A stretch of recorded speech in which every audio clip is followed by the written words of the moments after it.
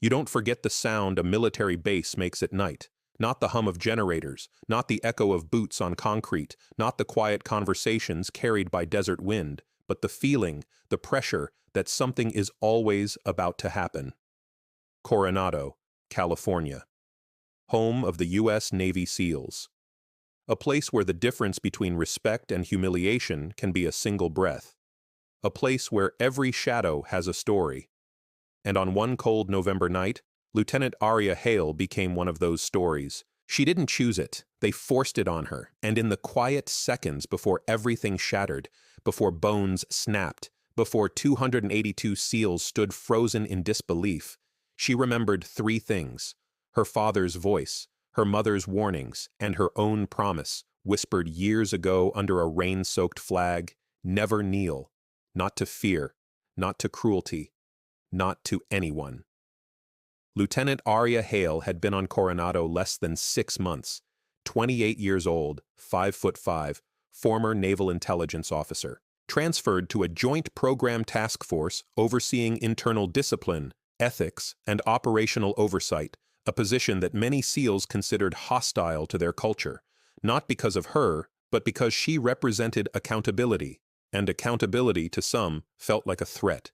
Even if Aria never acted like one, she kept her hair in a tight bun, spoke with calm certainty, and had a way of holding silence that made even senior chiefs uncomfortable. Her file showed commendations, top fitness scores, and an early promotion record that outpaced most of her peers. But what it didn't show, the part she hid the most, was the reason she was assigned to Coronado in the first place. A quiet rise in internal misconduct cases, rumors of hazing disguised as tradition, and 2 high-ranking officers who'd requested she assist with culture evaluation. Assist, evaluate, observe. The military had words for everything, except the truth. Aria was there to find rot, and someone on that base already knew it. Their names were whispered long before she met them. Petty Officer First Class Reed Carson and Chief Petty Officer Marcus Vance. Both SEALs, both respected on paper, both the kind of men who were used to having rooms shift when they entered. They were loud, confident, beloved by their teammates, feared by junior ones. And they hated her, from day one. Not because she had done anything wrong, but because she represented eyes where they didn't want eyes. They made comments under their breath, said she wasn't one of them, tried to intimidate her with long stares in the chow hall. It didn't work. She didn't rise to bait, didn't flinch, didn't report them either. She believed in giving people the chance to be better than their worst instincts, but some instincts run deep. It was 2,100 hours. Aria had just finished reviewing training footage, Bud S. Hell Week simulations, when Captain Harold Rios, her direct superior and one of the few men she trusted, stepped into her office. "You're making progress," he said. "Slowly," she replied. "But I'm starting to see patterns." Rios leaned on the doorframe. "Patterns lead to answers. Just be careful." She glanced up. "Sir, there are people who think you're here to attack the teams. They won't say it publicly, but they're watching." She nodded. She already knew. Then she said something she rarely admitted. "I don't want to fight anyone here. I just want the truth." Rios held her gaze. "Truth makes enemies, Lieutenant, especially in places that worship strength." She closed her laptop. And then the base alarm sounded. 3 short blares, 1 long mandatory assembly, all SEAL teams, all officers, immediately. Rios straightened, his expression tightening. "This wasn't scheduled," he muttered. Aria grabbed her jacket. "Let's go." Hundreds of SEALs gathered inside Hangar 14, rows of men in tan shirts, athletic shorts, boots still muddy from training, veterans with arms like stone, recruits with eyes sharp and restless. SEALs, according to the roster. It looked like a battalion ready for war or judgment. Captain Rios approached the front where the commanding officer, Commander Travis Boyd, stood waiting. Aria kept a few steps back, observing, watching expressions, body language, whispers passing between groups. Something felt wrong. Then she noticed them, Carson, Vance, standing near the front, watching her, not hiding it. Vance smirked. Carson cracked his knuckles. Rios leaned toward her. "Stay close." But it was already too late for that warning. Commander Boyd raised a microphone. "Attention on deck." The room fell silent. He made a brief speech about discipline, respect, integrity. Words Aria had heard many times.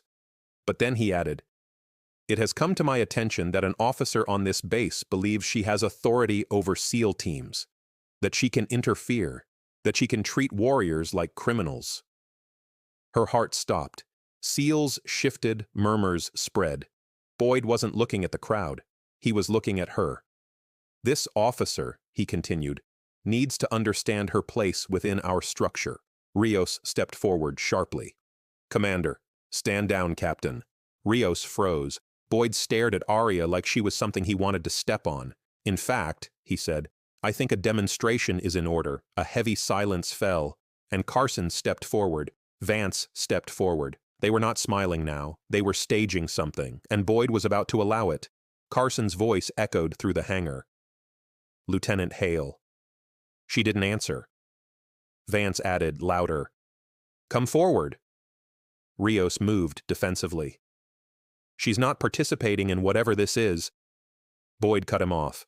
"Captain Rios, this is an internal customs demonstration. She is required to comply." Aria finally spoke, calm but unyielding. "With all due respect, I am not part of your training exercises, Commander." Boyd narrowed his eyes. "This is not an exercise. This is hierarchy." Carson grinned. He took one step closer, then another. "You think you're above the teams," he said. "You think you can walk in here and treat us like suspects. I treat everyone equally," she answered. Vance's jaw tightened. "That's the problem." And then, the moment that started everything, Carson pointed at the floor in front of them. "Kneel before us, utterly, painfully still." Aria's heartbeat slowed, her breath steadied, because she knew this wasn't about her, this was about fear, about men who thought power came from humiliation. She lifted her chin. "No." And in the silence that followed, the kind that slices straight through bone, Carson snapped. He lunged forward, Vance with him, a coordinated rush, a trap, an ambush, in front of an audience of nearly 300. She tried to step back, but Carson kicked her square in the sternum. The impact sent her down hard onto the concrete. Gasps erupted. Someone swore. Rios shouted her name. Carson sneered above her. "Not so tough now, are you?" Vance nudged her ribs with his boot. Should have kneeled. And something inside her, something she kept buried under layers of discipline, finally broke free. Aria Hale was not a regular officer. Before she worked intelligence, before she entered ethical oversight, before she wore the silver bar of a lieutenant, she trained for 6 years in military close-quarters combat under a classified joint task force. Her instructors were former SEALs, former Recon Marines, former Delta Force. She didn't brag about it, didn't mention it, didn't even hint at it, because the point of skill is not to flaunt it. The point is to control it. But tonight, control had been ripped away. As Carson leaned down to yank her up by the collar, she moved. Fast, silent, precise. She trapped his wrist with both hands, rotated her torso, and wrenched. A pop echoed. Carson screamed. His forearm bent the wrong way. Before Vance could react, she swept her leg under his stance, hooked his knee, and twisted with a force that came from muscle memory, not rage. His tibia cracked like dry wood. He collapsed, yelling. The room exploded with noise, shouts, curses, boots scraping as SEALs surged forward, then froze, unsure whether to intervene or retreat. Aria rose to her feet, breathing hard but steady. Both men writhed on the floor. She hadn't killed them. She hadn't even attacked them first. She simply ended the threat in less than 8 seconds.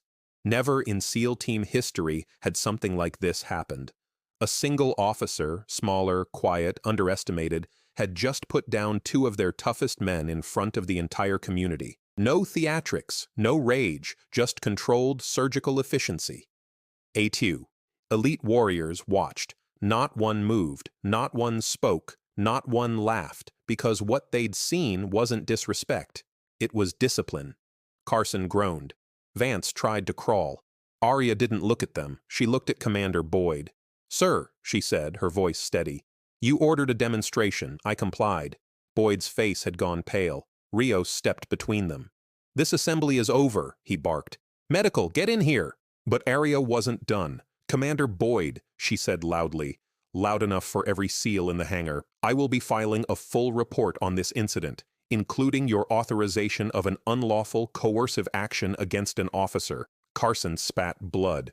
You assaulted a superior officer, she replied evenly. Be grateful I only broke what I had to. Vance cursed under his breath. SEAL medics rushed forward, but the room still wasn't breathing. They were waiting for one thing, Boyd's reaction. And when he finally spoke, his voice cracked. Lieutenant, you misunderstood. No, sir, she said. I understood perfectly. And for the first time that night, SEALs looked at her with something other than irritation. They looked at her with respect, earned respect, the kind that doesn't fade. The fallout began that very night. Investigators arrived. Statements were taken. Medical reports filed. Carson had a fractured radius and dislocated elbow. Vance had a tibial plateau fracture and torn ligaments. Both injuries confirmed defensive response, not aggression. Witnesses backed her. Rios backed her. Security camera footage didn't lie. Commander Boyd did. He tried to frame it as a miscommunication, but the evidence was overwhelming. By morning, he had been relieved of duty pending review. Carson and Vance were placed under disciplinary investigation, and Aria Hale, she was summoned to an ethics hearing, not as the accused, but as the primary witness. Inside the room, she sat with quiet dignity as senior officers questioned her actions. She answered every question with honesty and clarity. When they asked if she regretted injuring the men, she said, I regret that they forced my hand, but I do not regret defending myself. If I had not responded the way I did, the situation could have escalated beyond control. When they asked if she felt intimidated that night, yes, she said, but I do not let fear make my decisions. When they asked what she believed the real problem was on Coronado, a culture where silence protects the strong instead of the right. Fix that, and you won't need people like me to intervene. It was the first time anyone in that room went silent for the right reason. 3 days later, a new acting commander, Captain Royce Mercer, known for fairness and integrity, called an all-hands meeting. Every SEAL, every officer. Aria stood off to the side. Mercer addressed the crowd. We are warriors, he said. But warriors do not abuse their own. Strength without discipline is not strength, it is disorder, and disorder destroys teams. He turned toward Aria. Lieutenant Hale demonstrated discipline, restraint, and courage under direct threat. She upheld the values this uniform demands. SEALs shifted. Some nodded, some looked away, but none challenged him. Then Mercer added something no one expected. Starting immediately, Lieutenant Hale will lead a joint integrity and culture initiative across all teams. She has my full authority and protection. Murmurs filled the hangar.